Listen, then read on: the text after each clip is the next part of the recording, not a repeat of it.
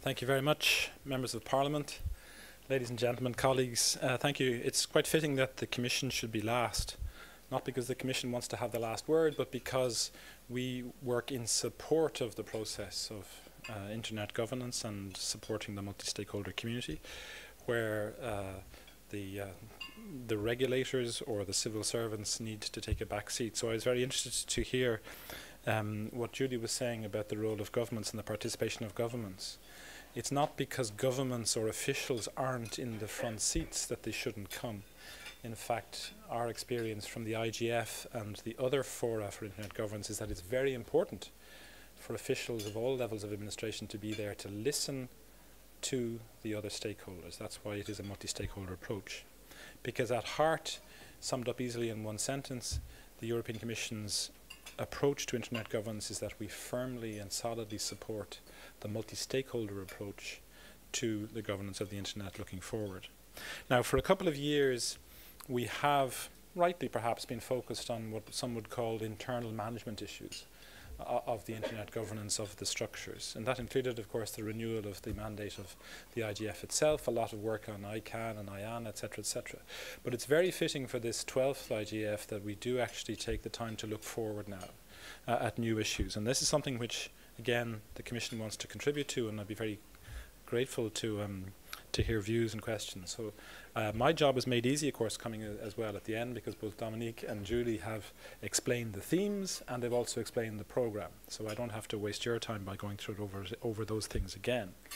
But it is important that those themes, those issues are in most cases clearly reflected in the work programme of the European Commission itself, particularly the work that we are doing on digital and the digital single market, but on issues as diverse as development, on the environment, and of course on inclusiveness. Development in the wide sense, but inclusiveness in specific issues, starting of course with diversity and gender equality, but moving right across that agenda. So this is why it's very important for us to be there, because we actually need to talk to people who are more experts. Julie, you said that you weren't an internet geek, but you said quite rightly that you don't probably need to.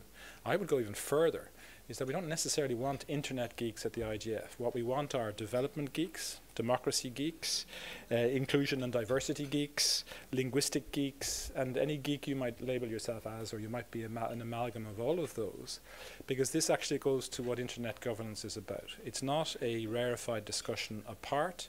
It is actually central to the policy work that you are involved in and that we are also involved in with regard to the future of economy and the future of society. And internet governance, how that huge transforming power is moderated in some cases, but allowed to happen in others, with the safety nets that we know we need. All of those things need the forum, such as the Internet Governance Forum. Again, that would lead us to reflect on the roles of government, the role of government, because they can only do so much. And sometimes we are concerned about certain governments who want to do too much. And that is certainly not the way that the European Union member states and the Commission, Council and Parliament have addressed these issues in the past. So if I could just mention, of course, as a reflection of the importance of the IGF, our Commissioner Maria Gabriel, will be present in Geneva.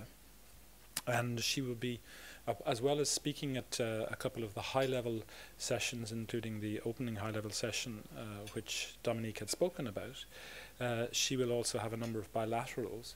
But already hardwired into her programme are, for example, a meeting with all EU stakeholders just in the early afternoon of the Monday, just before, in fact, the opening ceremony.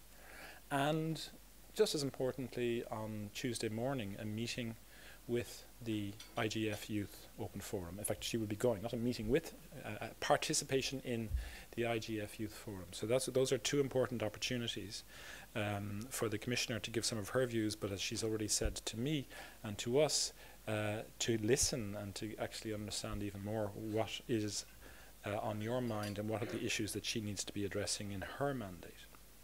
Now, some of you may know that we are actively involved in the structures of internet governance for some time, supporting the IGF itself, for example, supporting the Secretariat, but also in terms of the work that we do at a regional level, for example. Because the IGF is partly about capacity building, we are strongly involved also in the European Dialogue on Internet Governance, that's EuroDIG, that's been referred to, which is a very important pillar. It's a very important stepping stone to having a global view of these things. And the most recent meeting was in Tallinn in June, I think, which did focus on cybercrime, but was also, again, the opportunity to discuss some of the key issues that are being touched on over the 4 or 5 days of the IGF. And of course, the Commission is committed to supporting EuroDIG in the future, but we also want to push EuroDIG to play perhaps a more active role in some of these key issues, to identify what are the key issues where Europe can make a concrete contribution in order to help others. That's the inclusiveness agenda writ large, but also in some cases to act as a strong voice against certain tendencies which would be of concern to the way that Europe, all of us working together, have collectively perceived our role and how internet governance should work. So that is something which the Commissioner is also interested to hear more about.